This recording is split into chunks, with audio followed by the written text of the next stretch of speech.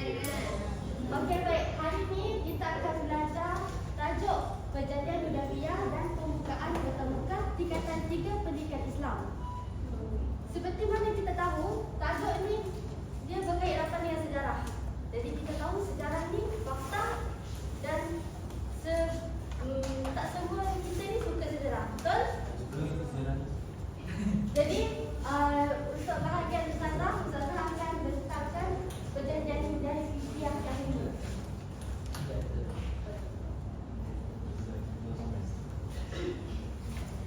Okey, apa itu Perjanjian Hudaybiyah? Dekat sini ada 3 poin. Yang pertama, Perjanjian Hudaybiyah berlaku pada bulan Zulkaidah tahun ke-6 Hijrah, Mac 826 Masihi, dan ditandatangani antara pihak musyrikin Mekah dengan Rasulullah. Dinamakan Perjanjian Hudaybiyah sempena nama tempat perjanjian ini ditandatangani. Dekat sini ada 3 poin. Yang pertama, Perjanjian Hudaybiyah berlaku pada bulan Zulkaidah. Pada bulan Zulkaidah tahun ke-6, poin bilakah? Yang kedua, poin siapakah? Poin siapa? Iaitu antara pihak musyrikin Mekah dengan Rasulullah. Yang ketiga adalah poin kenapa wujudnya Perjanjian Hudaybiyah.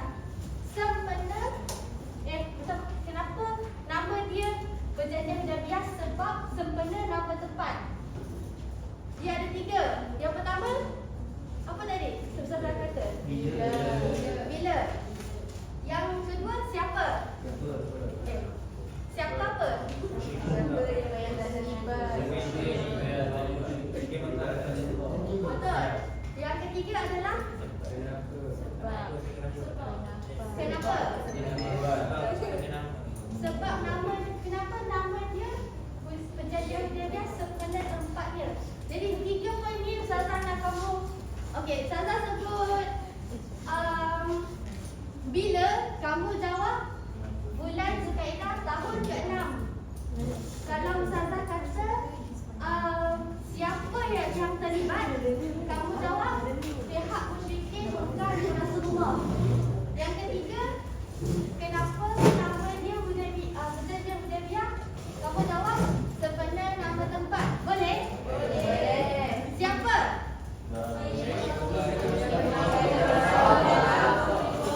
Kenapa?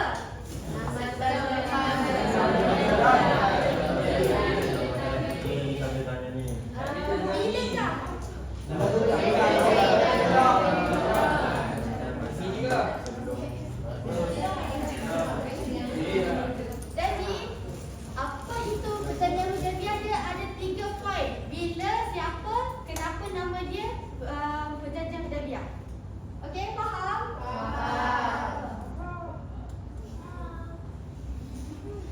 Okey, ini kita dah masuk kepada kronologi Perjanjian Hudaybiyah.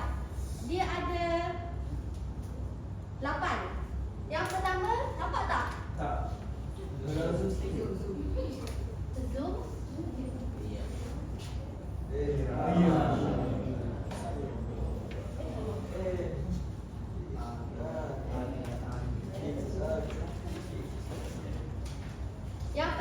Yang pertama, okey, ini kronologi Perjanjian Hudaybiyah. Macam mana Perjanjian Hudaybiyah ni tiba ada? Macam mana dia diwujudkan? Yang pertama sekali, pada zaman dahulu, pada tahun ke-6 Hijrah, Rasulullah bersama kira-kira 1,400 orang sahabat berangkat dari Madinah ke Mekah dengan tujuan untuk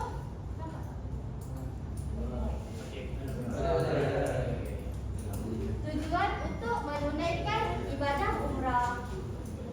Mereka tidak berniat untuk berperang, malah membawa haiwan korban dan memakan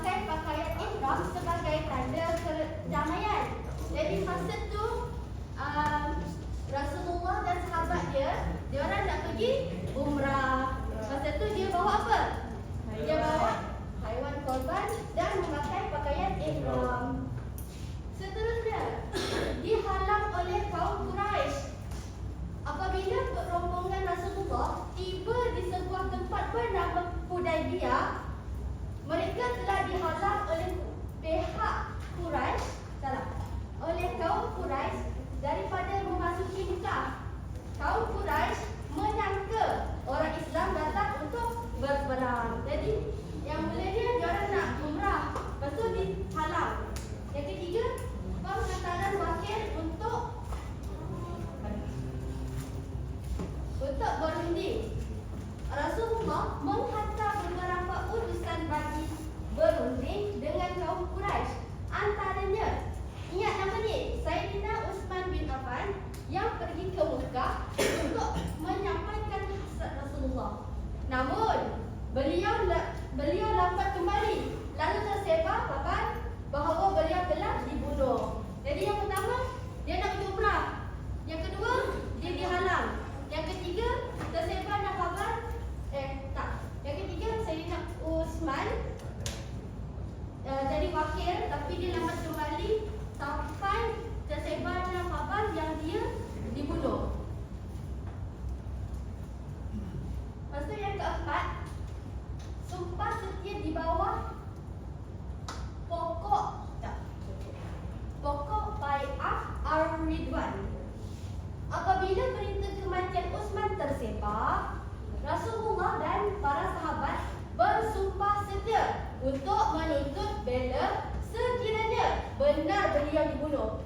Sumpah ini dikenali sebagai Bai'ah Ar-Ridwan dan Allah memuji mereka dalam surah Al-Fat ayat 18. Yang kelima, perundingan dengan wakil Quraisy. Tidak lama kemudian diketahui bahawa Utsman tidak dibunuh. Seorang wakil Quraisy bernama Suhail bin Amr datang menemui Rasulullah untuk mengadakan perjanjian damai antara kedua-dua pihak.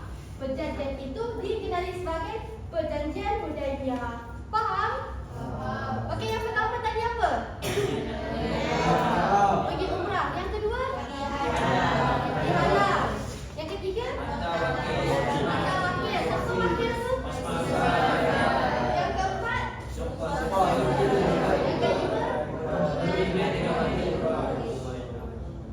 Kronologi tadi. Yang pertama apa? Niat untuk umrah. Yang kedua? Dihalang. Yang ketiga? Hantar wakil. Yang keempat? Yang kelima? Niat. Seterusnya adalah reaksi para sahabat.